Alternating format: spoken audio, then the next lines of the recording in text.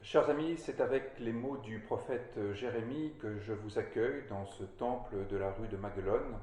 Le prophète Jérémie s'exprimait en ces termes : « Je connais les projets que j'ai formés sur vous, dit l'Éternel, projets de paix et non de malheur, afin de vous donner un avenir et une espérance. Vous me prierez et je vous exaucerai. Vous me chercherez et vous me trouverez.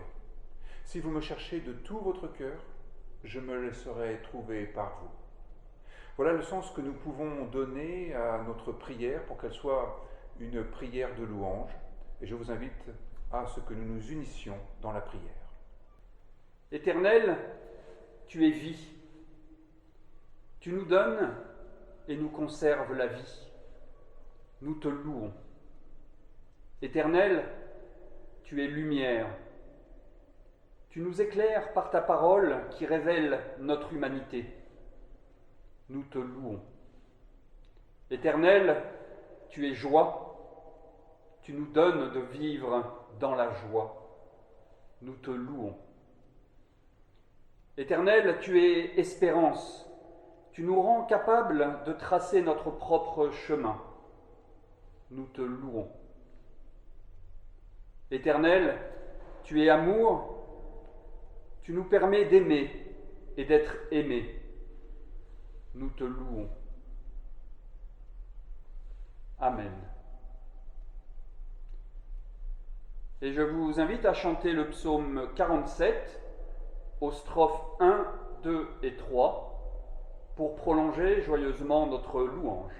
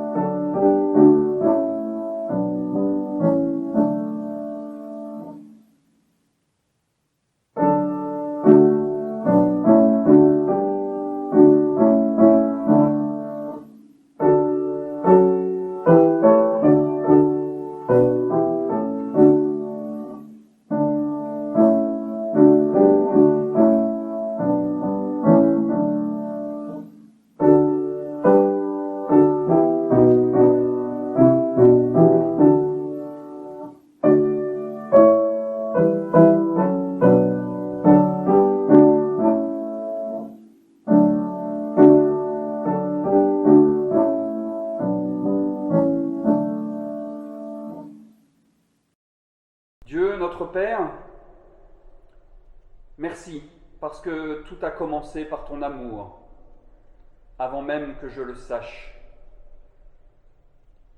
Merci et pardon, parce que je ne sais pas comment répondre à tant d'amour. Pardon parce que mon humanité est loin d'être à la hauteur de ton espérance. Pardon parce que mon amour est loin d'être à la hauteur de l'amour que tu as prodigué à travers ton Fils. Pardon parce que ma confiance en ton évangile est loin d'être à la hauteur de ce qui permettrait de soulever les montagnes qui font obstacle à une vie universellement bonne. À vrai dire, je suis impardonnable, mais je sais que lorsque mon cœur m'accuse, tu es plus grand que mon cœur. Alors, de grâce, viens toi-même réduire la distance qui me sépare de toi. Ressuscite ma foi afin que je puisse adhérer à l'espérance que contient l'Évangile que le Christ Jésus a incarné. Amen. Chantons dans le psaume 42 qui ponctuera notre culte la première strophe du psaume 42.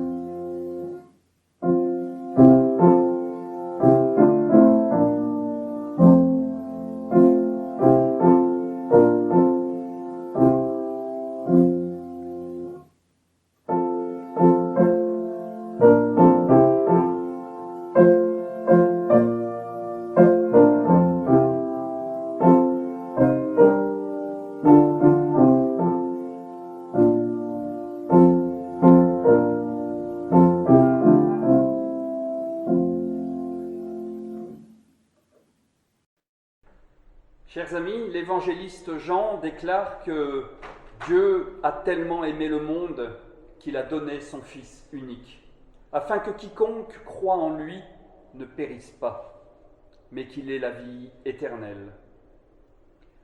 Voilà l'évangile tel qu'il retentit d'une autre manière dans l'évangile de Matthieu. Le Fils de l'homme est venu chercher et sauver ce qui était perdu. Quand nous avons le sentiment d'être comme perdus, l'Évangile est ce patrimoine de paroles qui ressuscite du sens à notre vie. Et chantons notre reconnaissance avec le psaume 42 et la troisième strophe du psaume 42.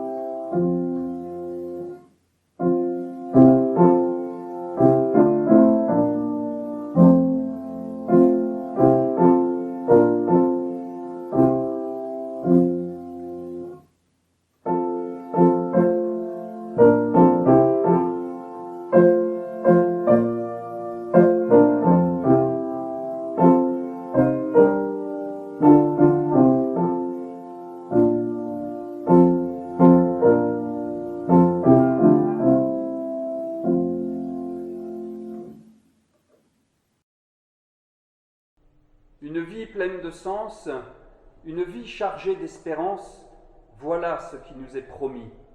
Voilà ce qui anime la vie de celui qui a composé le psaume 23, qui nous donne les mots pour dire l'espérance de Dieu à notre égard et qui nous permet d'exprimer notre foi. L'Éternel est mon berger, je ne manquerai de rien. Il me fait reposer dans de verts pâturages, il me dirige près des eaux paisibles. Il restaure mon âme, il me conduit dans les sentiers de la justice, à cause de son nom. Quand je marche dans la vallée de l'ombre de la mort, je ne crains aucun mal, car tu es avec moi. Ta houlette et ton bâton me rassurent. Tu dresses devant moi une table en face de mes adversaires. Tu oins d'huile ma tête et ma coupe déborde. Oui, le bonheur et la grâce m'accompagneront tous les jours de ma vie, et j'habiterai dans la maison de l'Éternel jusqu'à la fin de mes jours. Chantons notre foi avec le cantique « Grand Dieu, nous te bénissons » aux strophes 1, 2 et 3.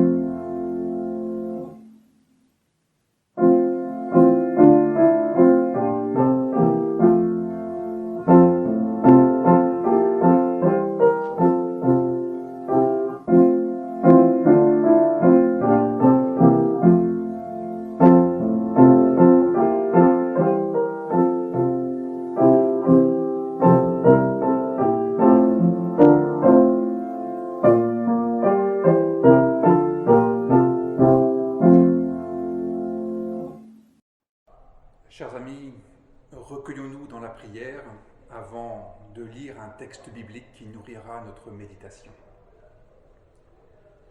Esprit d'amour, esprit de joie, esprit de paix, brillons-nous comme une flamme que rien ne puisse éteindre.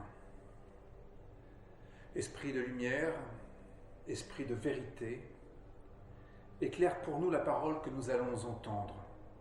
Conduis-nous dans la vérité. Amen. C'est dans le livre du prophète Jérémie, au chapitre 29, que j'aimerais vous lire les versets 7 à 14.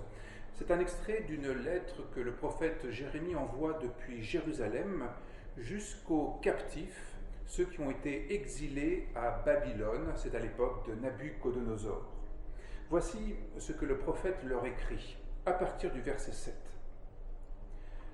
Recherchez la paix de la ville dans laquelle vous habitez et intercédez auprès de l'Éternel en sa faveur, parce que votre paix dépendra de la sienne. Car ainsi parle l'Éternel, le Dieu d'Israël, Dieu de l'univers.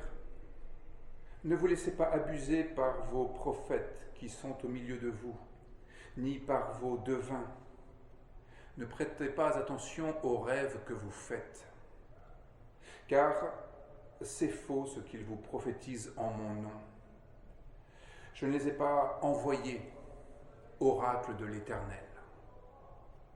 Mais voici ce que dit l'Éternel, dès que 70 ans seront écoulés pour Babylone, j'interviendrai pour vous et j'accomplirai à votre égard ma bonne parole, en vous faisant revenir dans ce lieu.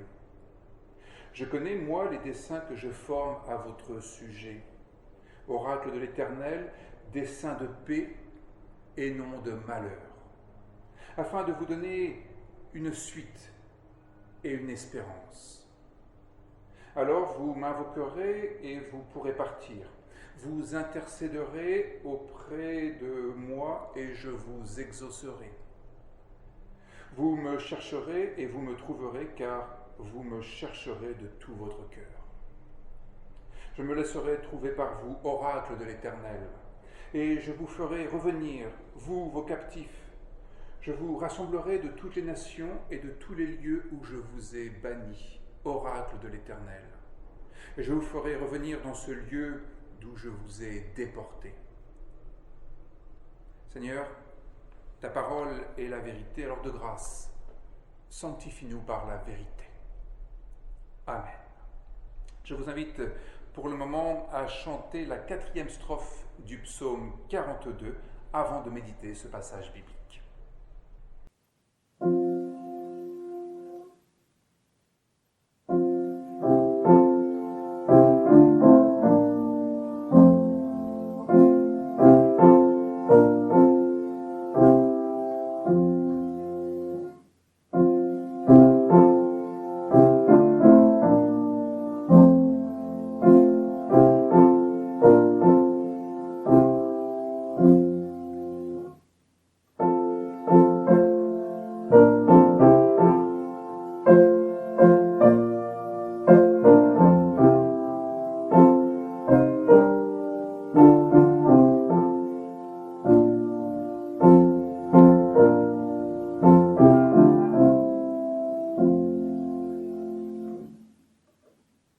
Chers frères et sœurs, notre période, est propice à la formulation de toutes sortes d'espoirs.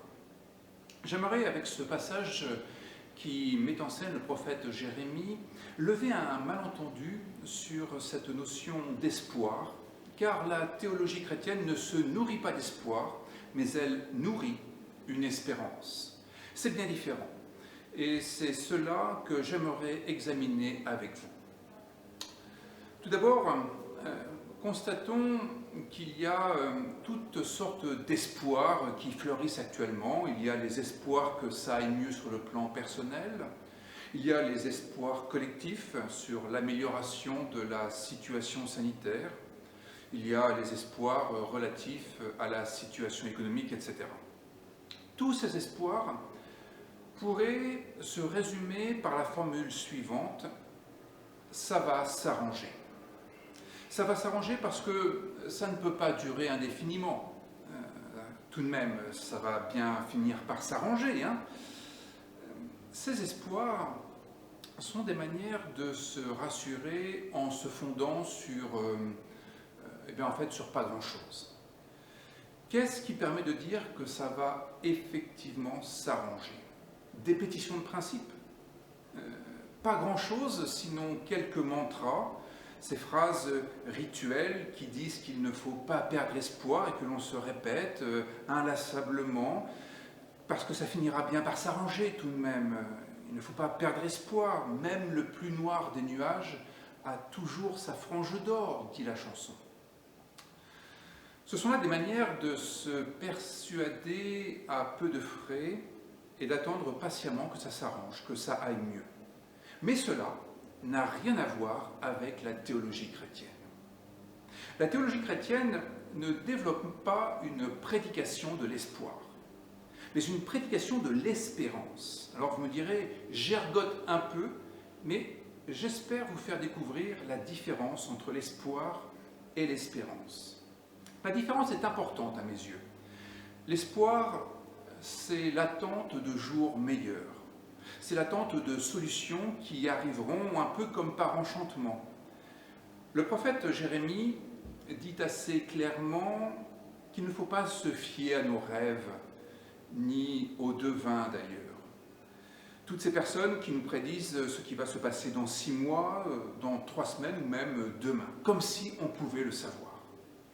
Comme si cela était écrit quelque part et que nous pouvions y avoir accès. Les rédacteurs bibliques ne se fient pas, mais alors pas du tout, à ceux qui prétendent dire quel sera l'avenir. Ceux qui pensent que l'avenir est effectivement comme un scénario écrit à l'avance et que l'on pourrait consulter quelque part dans le grand livre de la vie, dans le grand livre de Dieu. Comme si la Bible était peut-être le scénario qu'il fallait suivre à la lettre. Le prophète Jérémie n'est pas Madame Irma. Le prophète Jérémie n'est pas plus tendre avec ceux qui imaginent ce qui va se passer, autrement dit, ceux qui font miroiter des espoirs, c'est-à-dire des choses très précises qui doivent arriver. Pas plus qu'il n'était possible de savoir à l'avance ce qui allait arriver au peuple déporté à Babylone, à l'époque de Jérémie, il n'est possible de savoir ce qui va arriver à notre peuple, ce qui va nous arriver personnellement, ce qui va arriver à notre humanité. Et ceux qui prétendent avoir des certitudes, ces personnes nous trompent.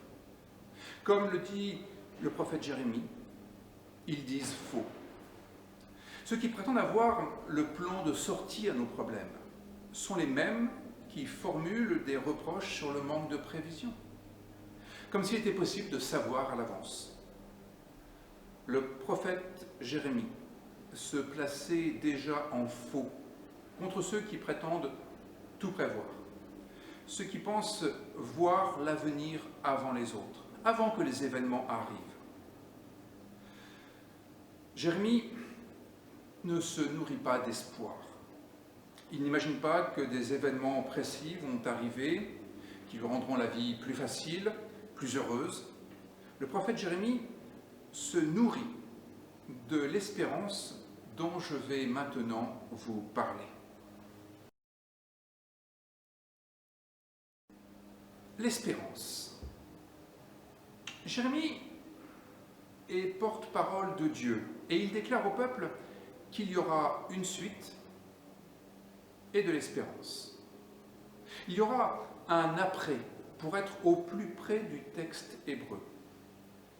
Ensuite seulement, il sera question d'un contenu dont il parlera dans sa lettre, en l'occurrence le retour des captifs, c'est-à-dire un objectif atteignable en vertu du fait que nous sommes conscients qu'une suite est possible.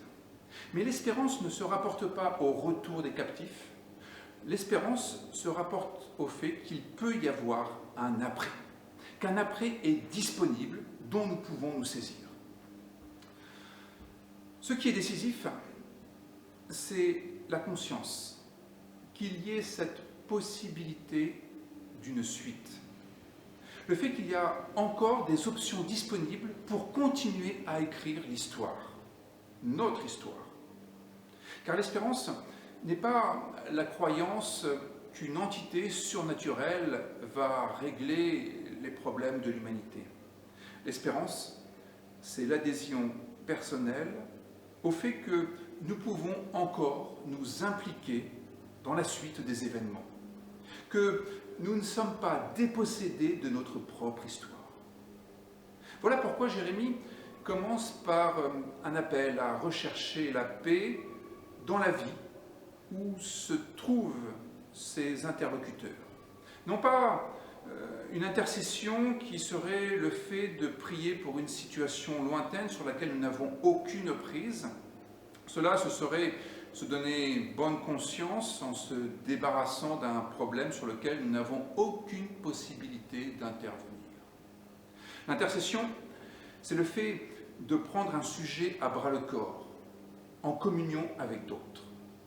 L'intercession, c'est le fait de prendre sa part du travail avec d'autres et, dans le cadre de la prière, en ouvrant notre compréhension de la situation à une dimension plus large que notre seul point de vue.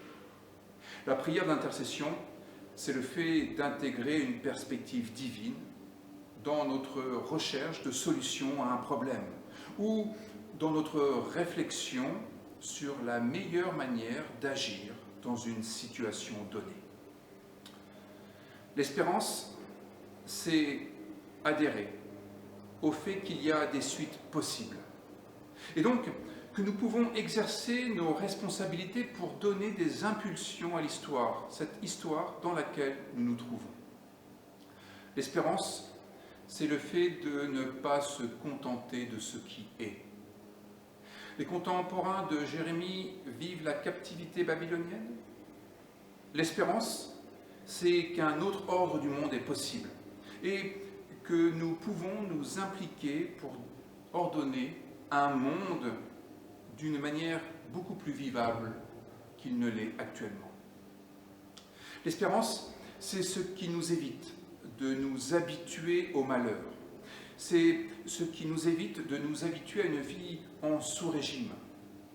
C'est, dans l'esprit de Jérémie, je pense, éviter de s'habituer à la captivité. C'est ce qui garde intacte notre capacité de révolte contre l'injustice, contre ce qui dégrade notre humanité. Comme le dit Pedro Lain Entralgo, l'homme espère par nature quelque chose qui transcende sa nature. L'homme espère par nature quelque chose qui transcende sa nature. Il continue ainsi. Ce qui est naturel chez l'homme, c'est de s'ouvrir au surnaturel. La véritable vocation de l'homme, c'est de s'ouvrir au surnaturel. Autrement dit, de ne pas se contenter de l'état de nature premier. C'est une manière philosophique de reprendre l'attitude de Jérémie, qui oriente tout le monde vers Dieu, pour que personne ne s'habitue à son destin, pour que personne ne s'habitue à une situation très en deçà de ce que pourraient vivre les contemporains du prophète. Transcender sa nature, transcender son état, transcender sa situation, voilà ce que provoque l'espérance qui nous fait tenir au-delà des limites naturelles, au-delà de toutes les limites, mort incluse. Oui, la mort est un paramètre incontournable de la vie. Mais ce n'est pas la mort qui définit le sens de la vie. Voilà ce que nous dit l'espérance. Oui, la maladie peut être un élément incontournable de notre vie, comme peut l'être dans un registre plus positif, le travail, le lieu où nous vivons, le climat, toutes choses qui comptent, mais qui ne définissent pas le sens de notre vie dans une perspective chrétienne. C'est bien le sens de la vie de Jésus. Ne pas orienter son quotidien en fonction de la mort, parce que, selon ce que Jésus nous a révélé, l'être humain n'est pas un être pour la mort, mais un être pour la vie. Ainsi donc, c'est la vie qui structure notre quotidien. C'est la vie qui attire notre quotidien et qui, par conséquence, lui donne sens. L'espérance, c'est ce qui nous épargne de vivre dans les seules limites du monde présent, dans les seules limites des institutions présentes, dans les seules limites de la situation économique, sanitaire, sociale actuelle. S'en tenir au monde présent, au fond, s'habituer à l'état du monde présent, à l'état actuel du monde, aux circonstances présentes, ce serait un signe de non-espérance. Ce qui serait, selon le théologien Jürgen Moltmann, le véritable péché. Le véritable péché, c'est de s'en tenir à ce qui est. C'est de nous en tenir à notre nature première. L'espérance, c'est de ne pas se contenter de ce qui est. L'espérance, c'est ce qui nous libère de n'être que ce que nous avons été jusque-là. Alors, que m'est-il permis d'espérer? C'est la grande question que posait le philosophe Emmanuel Kant. Mais avant cela, encore faut-il espérer. Sommes-nous encore capables d'espérer? Non pas d'avoir des espoirs, mais d'avoir une espérance. De prendre conscience que nous ne pouvons pas nous contenter de ce qui est. Sommes-nous encore capables de faire autre chose que nourrir quelques espoirs? Ce qui, j'en suis bien d'accord, n'est déjà pas si mal.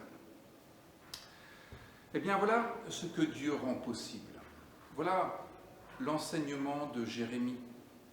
La possibilité même d'espérer, la possibilité d'avoir foi dans le fait qu'il y a encore des suites possibles, qu'un après est encore disponible, que des suites existeront parce que nous nous impliquerons.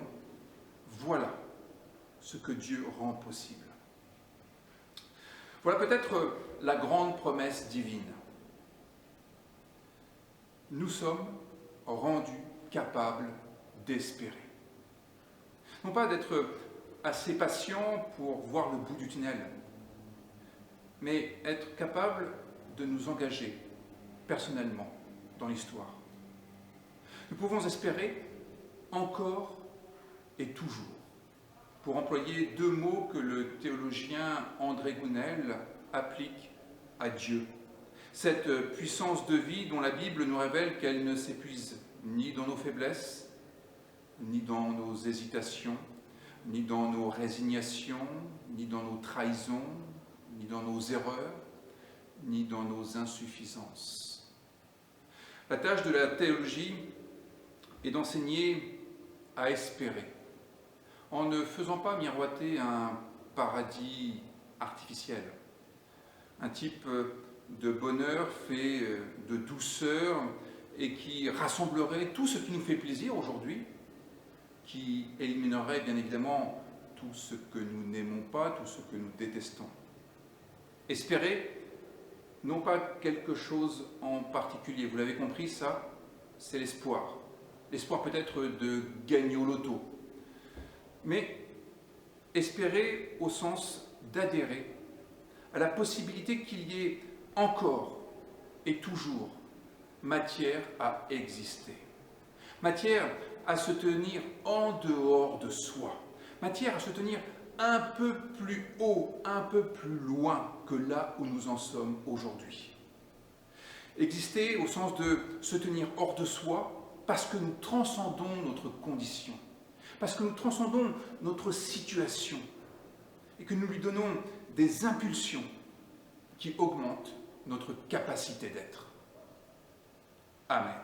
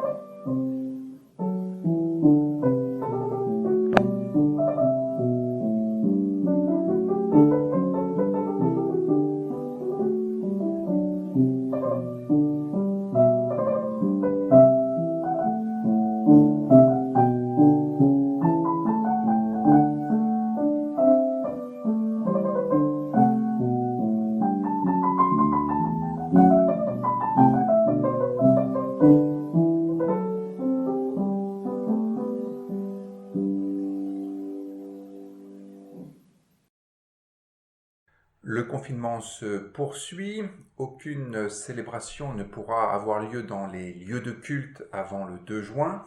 C'est la raison pour laquelle les baptêmes et confirmations initialement prévus à Pentecôte seront reportés probablement dans la seconde quinzaine de juin. Vous pouvez suivre les activités qui vous sont proposées sur Internet. C'est également sur Internet que vous pouvez faire, si vous le souhaitez, un don à notre Église.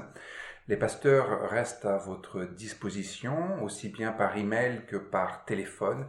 N'hésitez pas à les solliciter.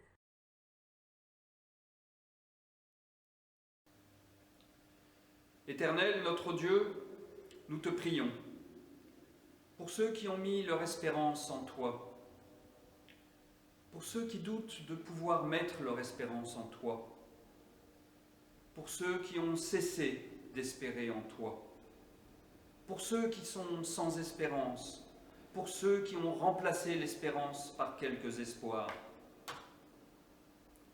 Aide-nous à être porteurs d'espérance et à l'annoncer au monde par nos pensées, par nos paroles, par nos actes.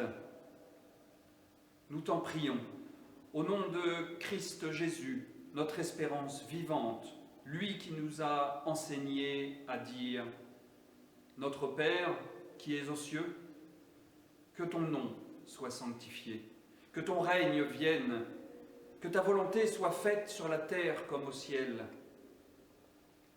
Donne-nous aujourd'hui notre pain de ce jour. Pardonne-nous nos offenses comme nous pardonnons aussi à ceux qui nous ont offensés. Ne nous emporte pas dans l'épreuve, mais délivre-nous du malheur, car c'est à toi qu'appartiennent le règne, la puissance et la gloire au siècle des siècles. Amen. Adorons tous le Seigneur par notre chant, avec le cantique 250, les strophes 1, 2 et 3.